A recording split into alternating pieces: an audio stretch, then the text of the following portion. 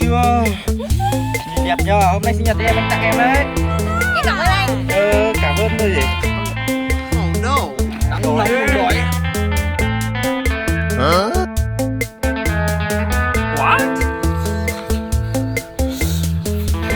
Đi đi.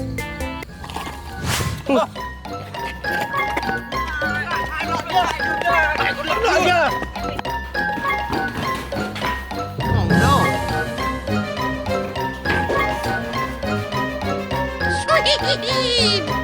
Uh-oh.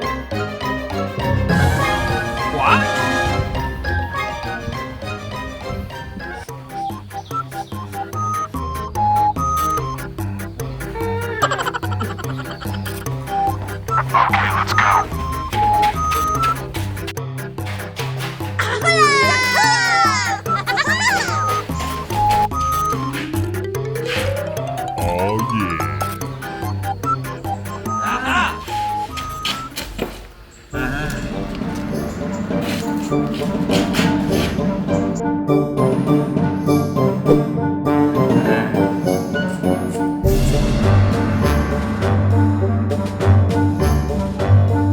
Hả?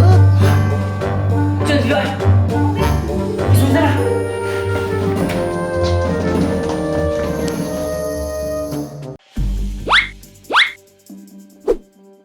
Yes.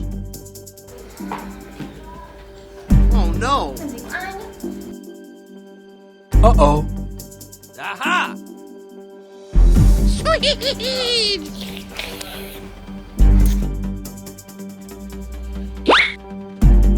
Come on!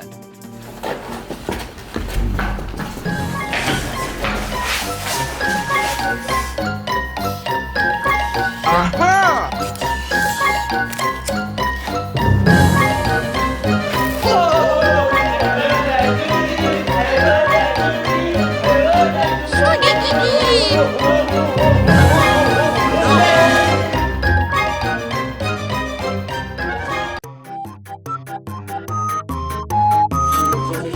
Ghét quá.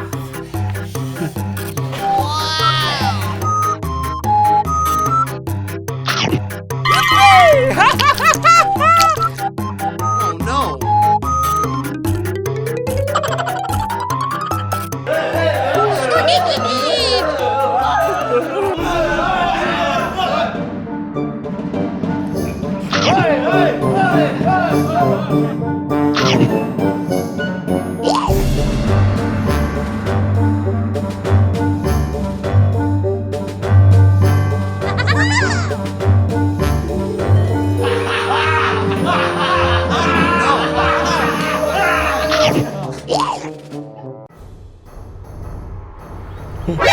NANI? Lên đi, biết rồi rồi. Lên. What? Hả? No!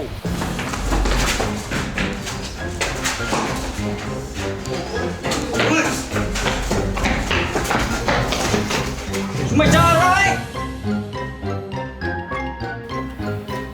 No! Cho em ăn với.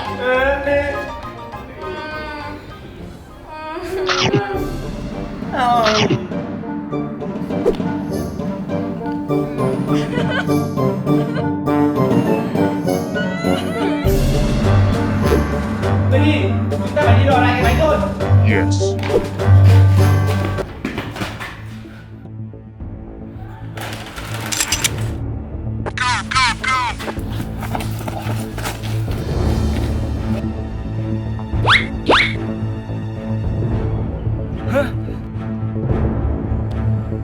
Aha! Lên đi, bắn nó.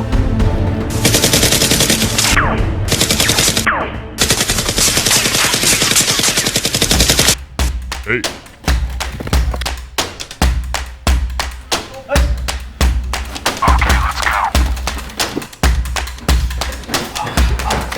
Hey, nice job. Của tao. Mày.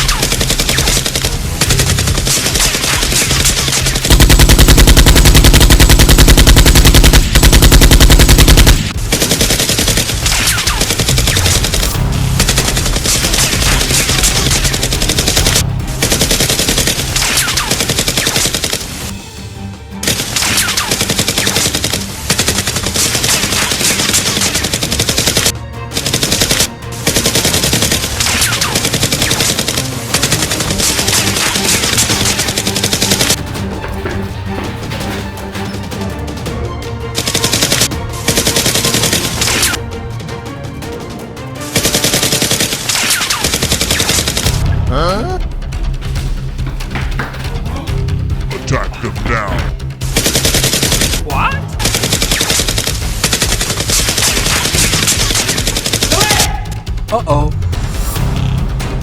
Huh?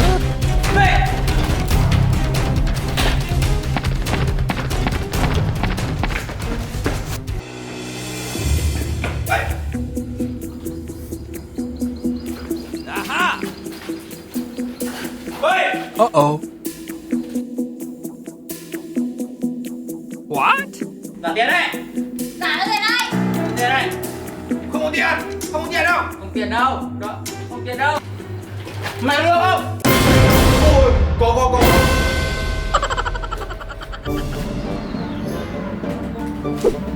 Thằng kia, mang đây. Nhé. Nice.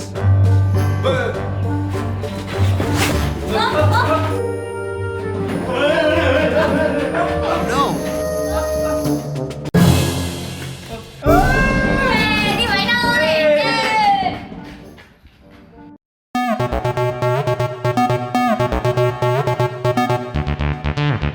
Come on. Aha!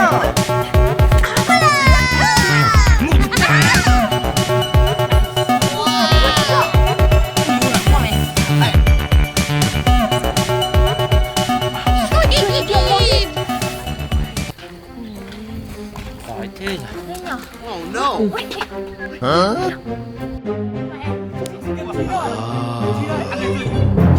Chưa được đâu. Đi, đến xin nó đi. Nói quá. Come on. Oh! Huh? What? Tôi xin miếng. Cho miếng thôi. Cho một miếng thôi. Một miếng xem nào. Hả? Uh-oh. Xin miếng thôi. Xin đi. Miếng thôi. Miếng thôi. Không. Đi đây. Đi nào. Đi. Oh!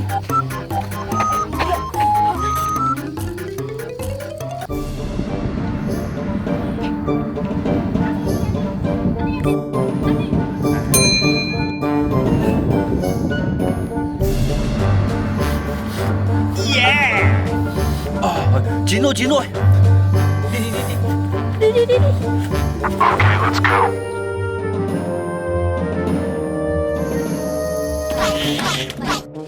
Nice.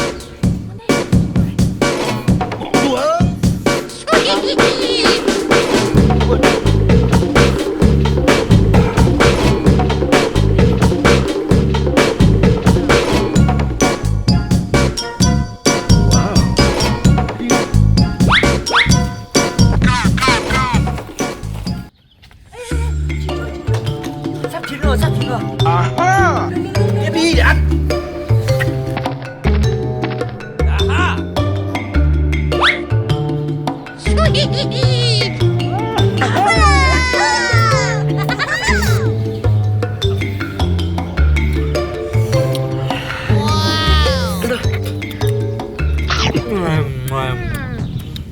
Quái ngon hơn. Quái ngon hơn. Ngon nhá. Ngon quá.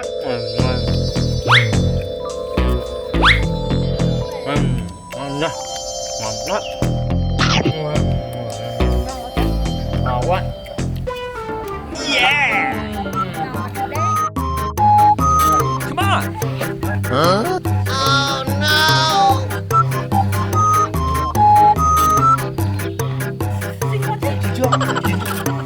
Hình như là chín rồi đấy. Chứ xanh có để đâu. Đi ra đây đi.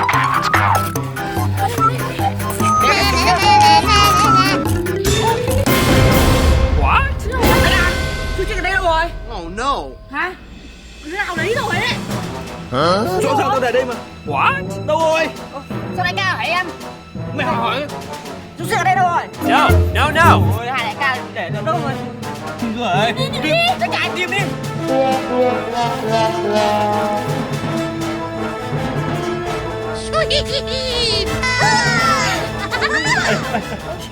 Come on. Huh? What? Cái gì đấy? Sao phải que thôi? No! Đại ca. Hả? Quậy! Oh no!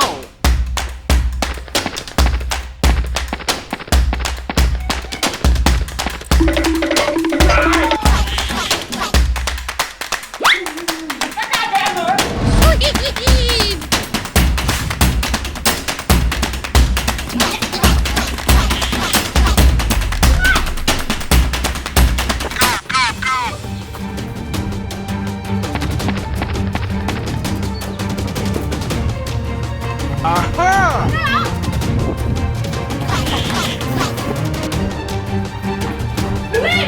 Trả cho sức đi! Aha! Chào đây. Là tao đây. Ê, Lên. Lên. Chào xuống đây. Aha! Oh no! Help! Help! Đại ca, là có súng đấy.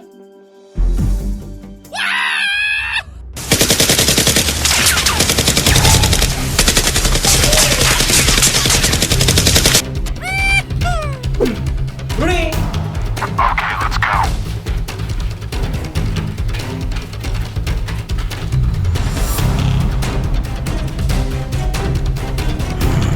Cày quá rồi, cầm súng đi!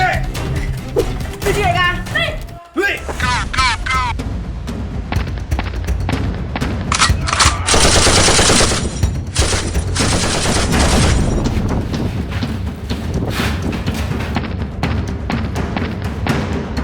hả?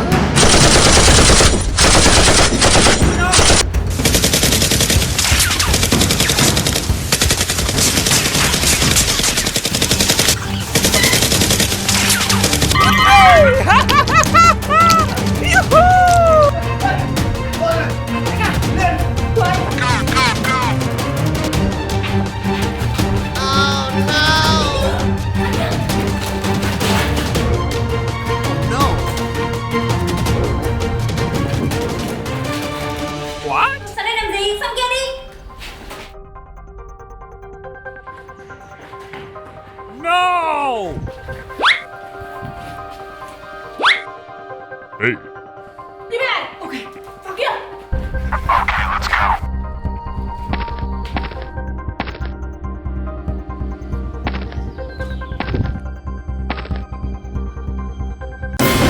ê. NANI? Súng gì đâu? Aha!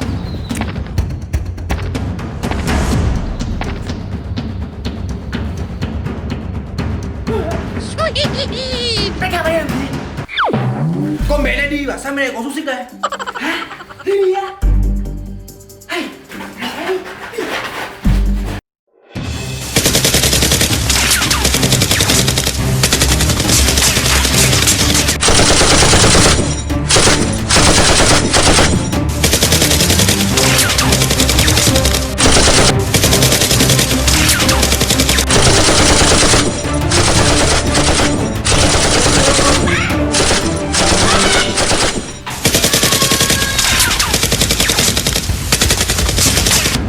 Hả?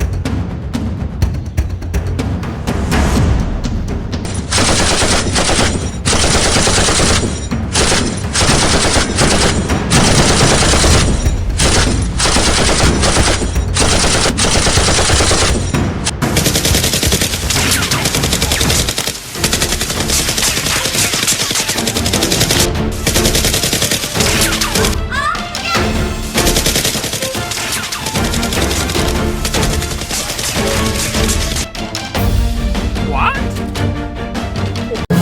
Đại ca, nó chạy rồi. Oh no! Ôi, ra đây. Đuổi theo nó chạy rồi.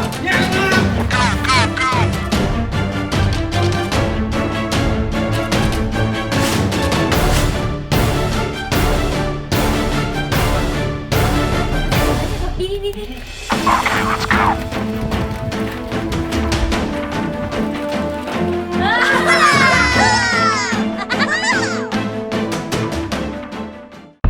Uh-oh!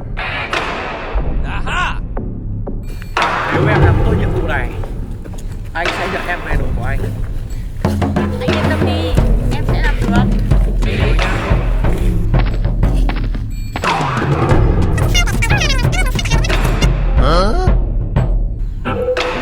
Đến giờ làm việc rồi.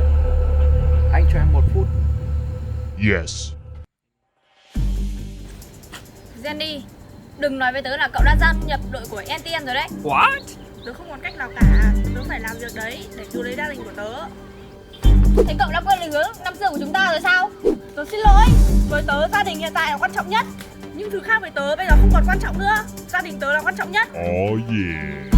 Chẳng nhẽ cậu là muốn phá vỡ lời thề của chúng ta hay sao?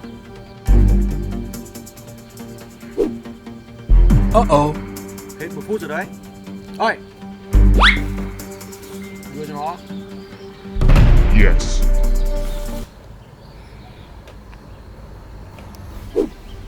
Oh no.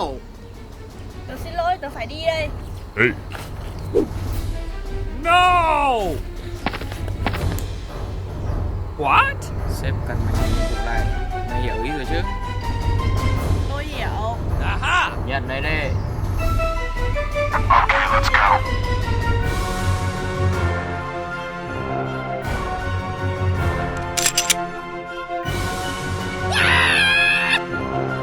Huh? Oh no. Jenny, đừng, đừng.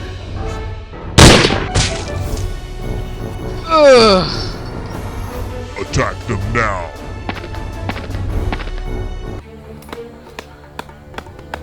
Em làm tốt đó. Nice. Từ giờ em chính thức được gia nhập đội của LTN.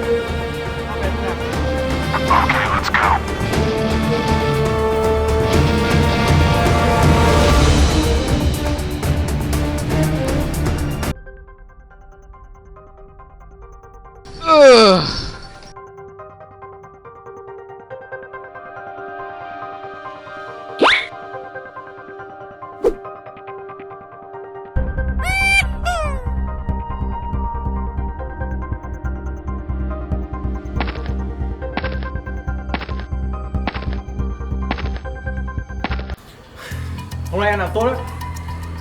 Từ giờ thì em sẽ được gia nhập đội của anh. Chúng ta sẽ cùng ăn và ngủ ở đây. Và đây cũng sẽ là căn cứ chúng ta ấy. Chúng ta sẽ cùng nhau phát triển từ giờ đến sau này luôn. Sẽ phát triển nó đi để thống trị thế giới này. Em đồng ý chứ? Yes.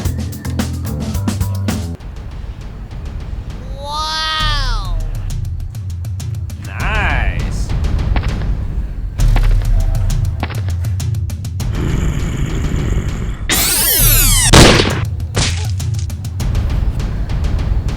Không ngờ một người bạn thân như Jenny mà lại có thể phản bội mình như thế được. Nhưng mình không thể để bọn LTN phát triển. Mình phải tìm cách ngăn chặn bọn chúng lại mới được.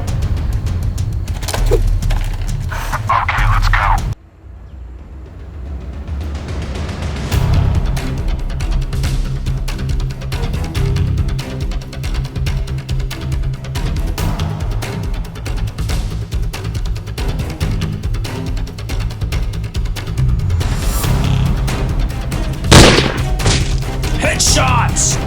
Huh? Oh no. No!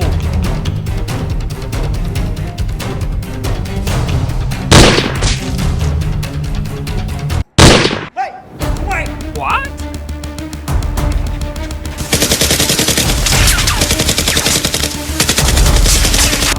Oh no.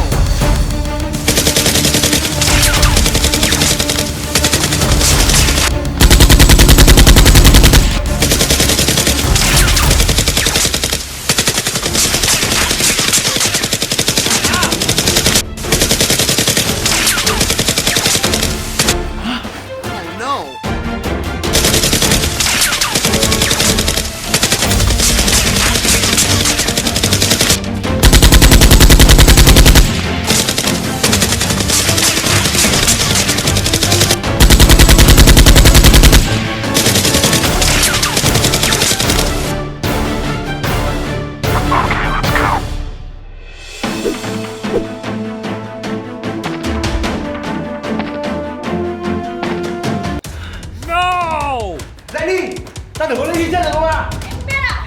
Oh no. Thế bây giờ mày xử lý tôi nào? Có.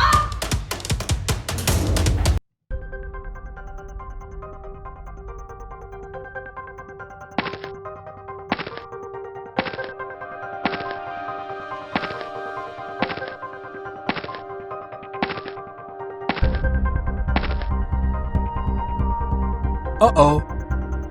Hey.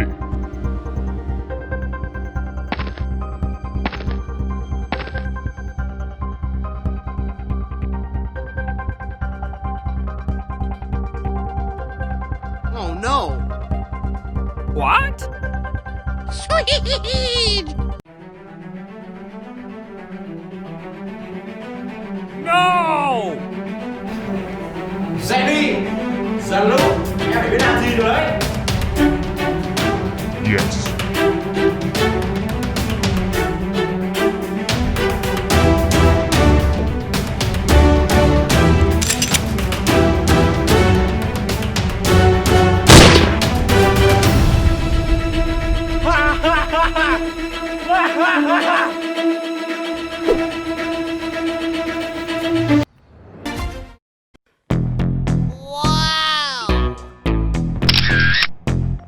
Nice.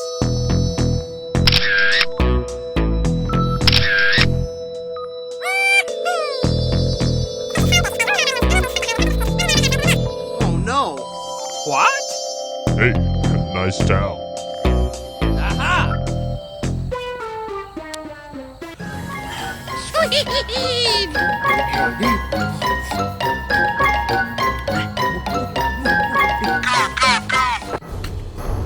Uh-oh! Oh yeah. Oh no. Các anh định làm gì vậy? Gì à? Hey.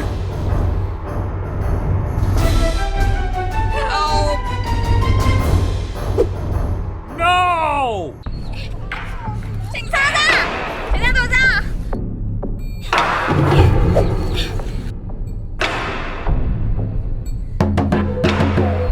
What? Ban ngày ban mặt mà mày dám xàm sỡn gái người ta.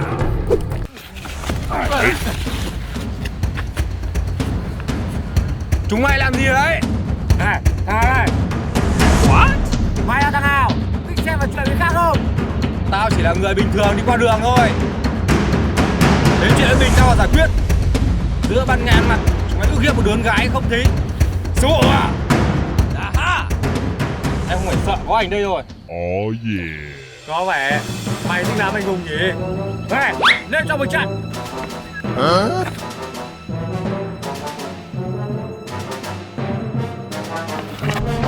Oh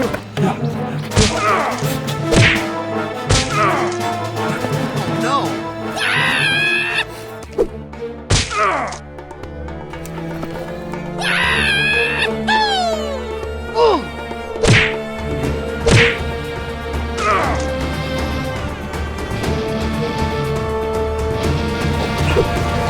Không hay cùng nó. Oh no.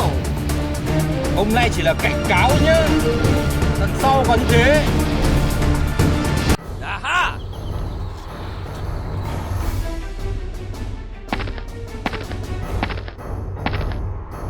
Em có sao không? Em không sao. Về nhá.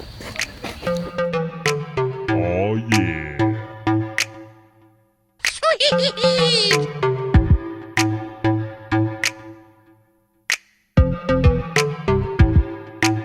Uh-oh!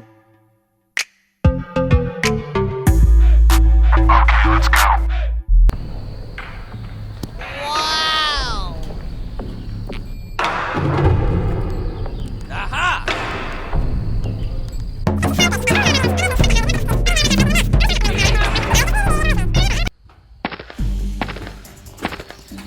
Giới thiệu với anh. Đây là căn cứ của chúng em. Đây là phòng làm việc của chúng em. Anh đi vào đây, giới thiệu với anh với hai người bạn. Hai, What? giới thiệu với hai bạn. Đây là bạn mới của tớ. Oh yeah. Chào cậu. Chào cậu. Bạn trai mới. Lady, bạn trai mới à? Aha! Không, đây là bạn mới quen thôi mà. Thế thằng cậu ở đây nhá, để tớ dẫn anh ấy đi tham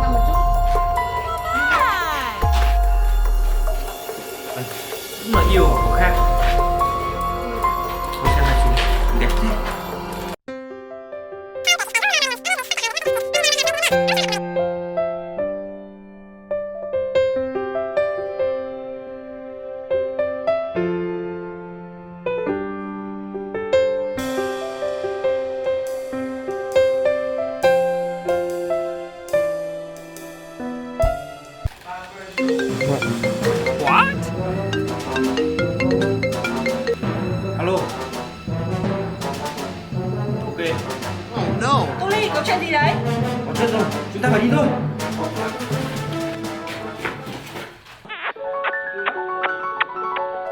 Oh no! Hey, Đấy, Uh-oh. đi. Lấy đi, sếp vừa gọi điện cho tôi. Có chuyện rồi, chúng ta phải đi thôi. yes. Em ở đây nhá, em đi có việc một chút.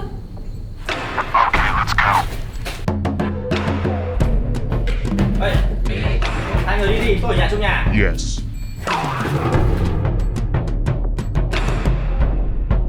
Aha!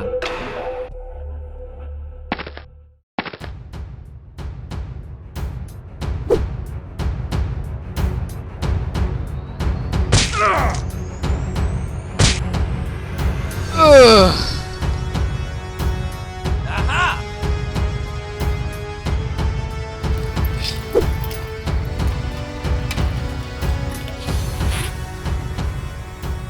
Oh yeah.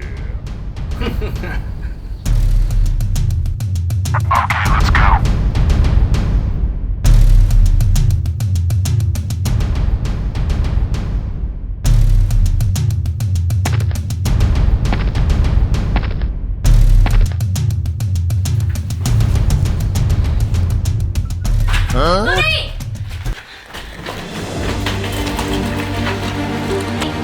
Tony! Ai đã làm anh ta trong mũi này? Hey, Sweet! Tony! Tony! Tỉnh lại đi! No! Tỉnh lại đi! Tony, tỉnh lại đi! Tony! Cuối cùng chúng ta cũng thành công. Sau bao nhiêu cố gắng cũng lấy chiếc máy tính này. Nhưng mà đại ca đầu nó đau quá. Sao mày ngu thế? Phải thật nó mới tin. Nhưng điều quan trọng hơn là đã lấy được nó. Trong này chứa nhiều dữ liệu bí mật này.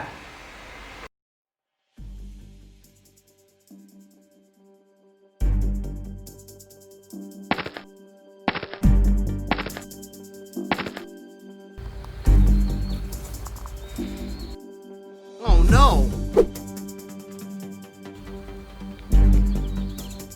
Aha! Headshots! huh? Mày đã xem cái gì đấy? Yes.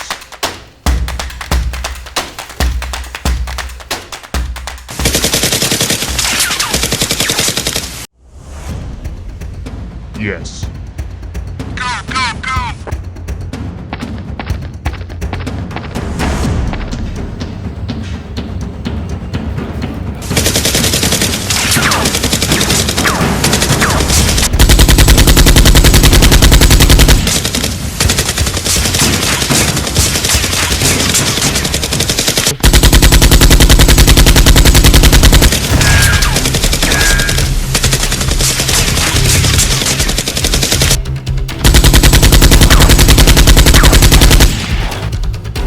What? Aha!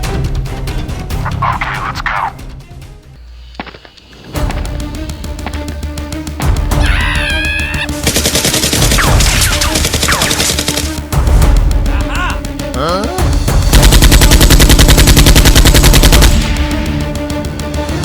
Hey, Không ngờ người ta đặt niềm tin vào lại phản bội tao à?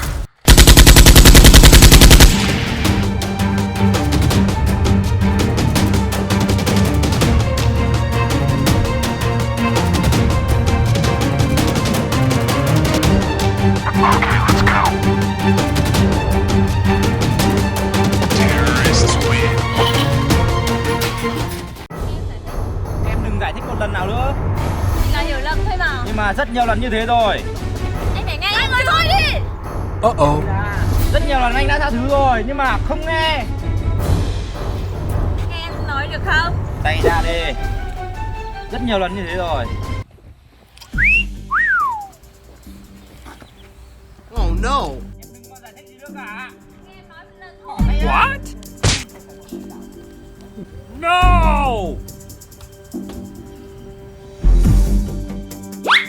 Oh boy! Ấy, đi về. Không phải gọi là đâu. Đi. Huh? Aha!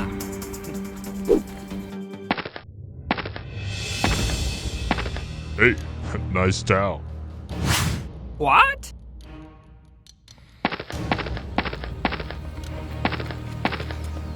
Lady, em có chuyện gì mà buồn vậy? Có phải em và Tony có cãi nhau đúng không? Anh biết mà. Không việc của anh. Hey, Xinh như em, xinh đẹp như em, thiếu gì người tốt hơn Tony. Không phải Tony sẽ là người khác mà. oh yeah.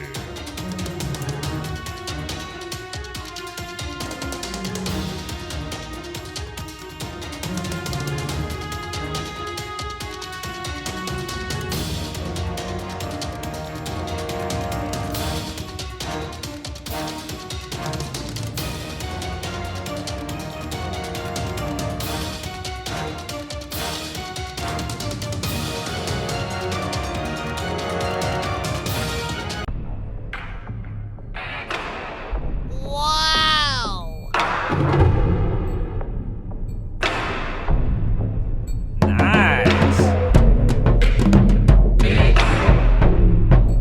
Aha! Đây là căn cứ của anh. Trong này là phòng làm việc của anh. Vào trong này chơi một tí nhé. Yes.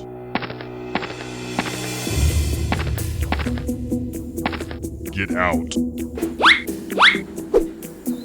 Yes.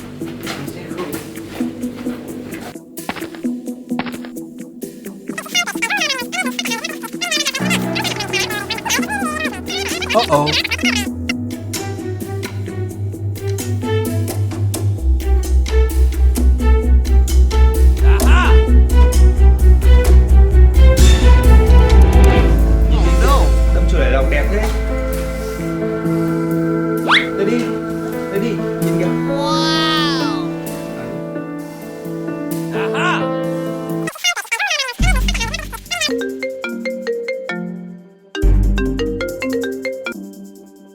What? Yes. Hey, nice towel.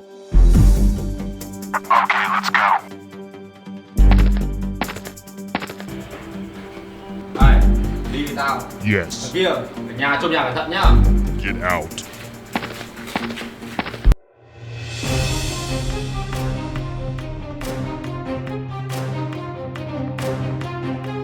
Aha! Hey.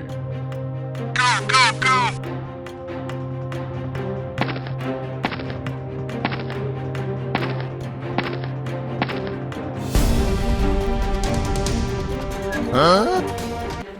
Oh no! Aha! Headshots!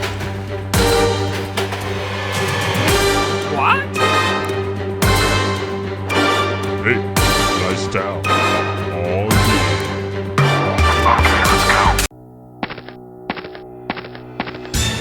Huh? Hey, hey, Oh no! bà ngu.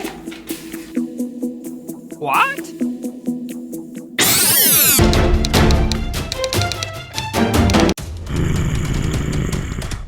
Lady, lại là mày à?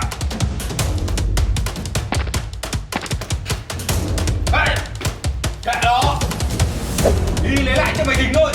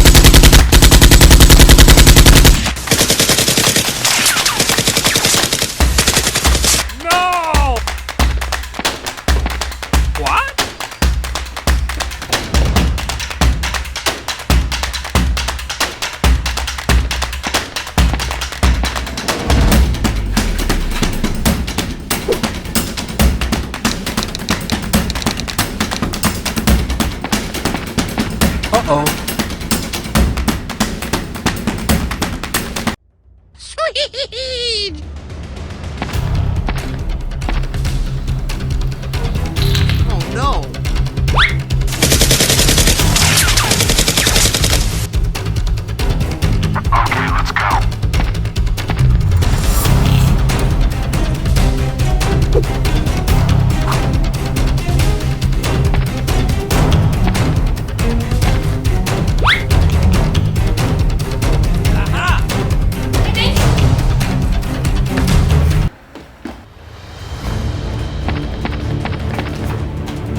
Oh no! What?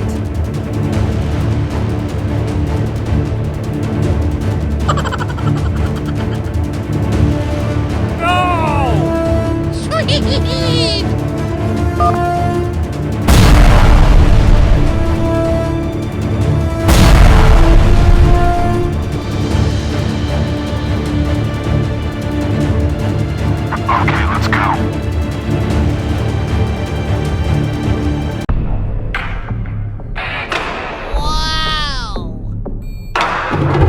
Nice.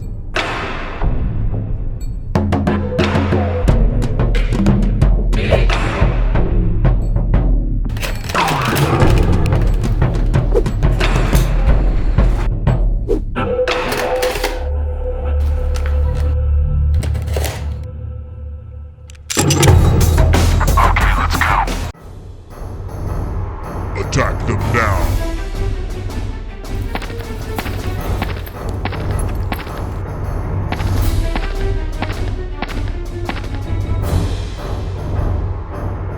Aha!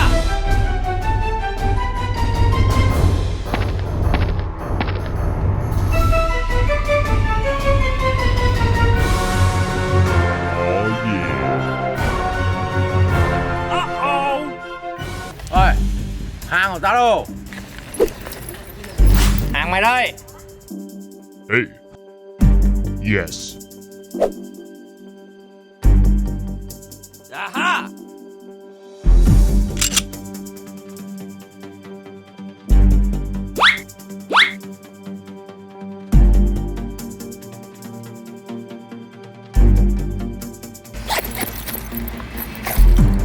What? Nice. Ôi, sao gì này? Oh no! Mày chưa à?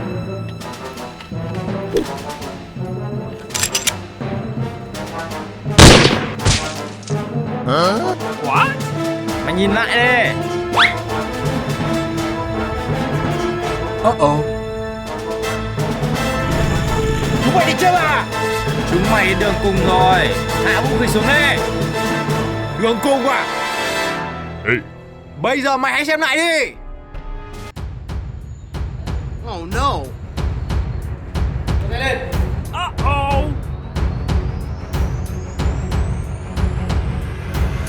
No! Chúng mày thả lấy đi đã.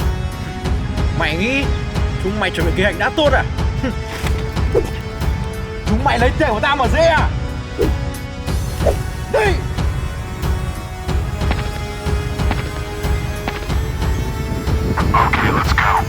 Đi. Nhanh lên. Help me! Help me!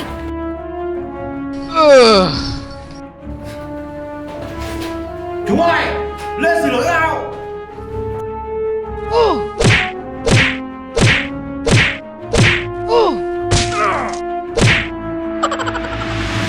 Dám đòi hàng của tao.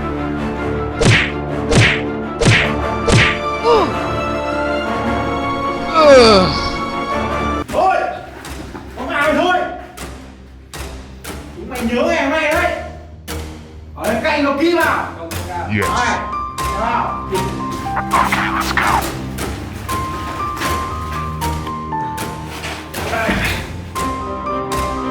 Tôi đi, anh làm sao không? What? Em sao không? Không.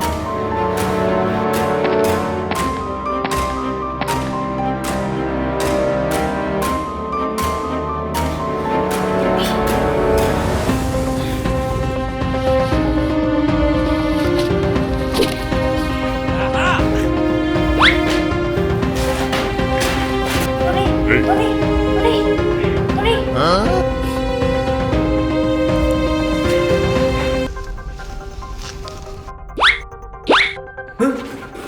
Oh no.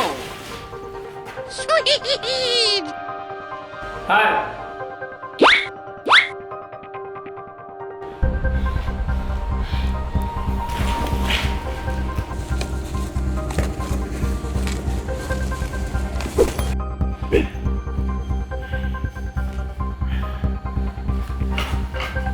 Aha!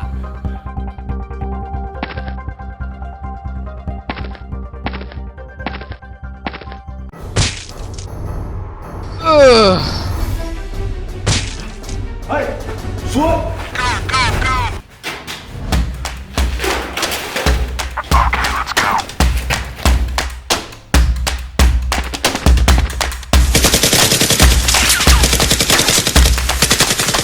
Hey.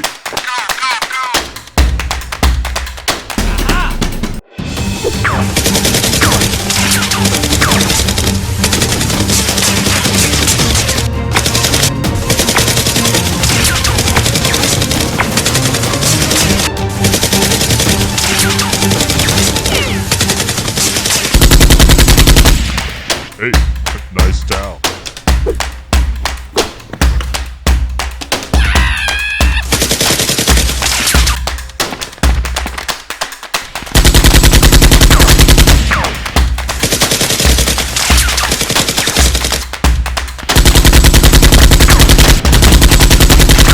What?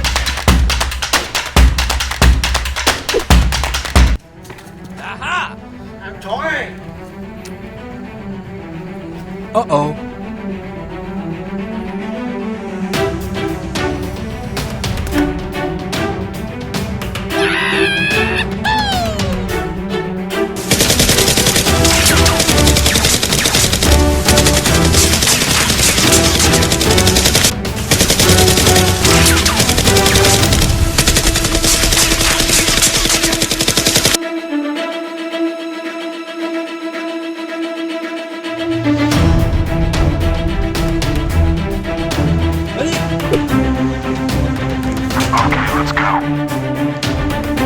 Terrorists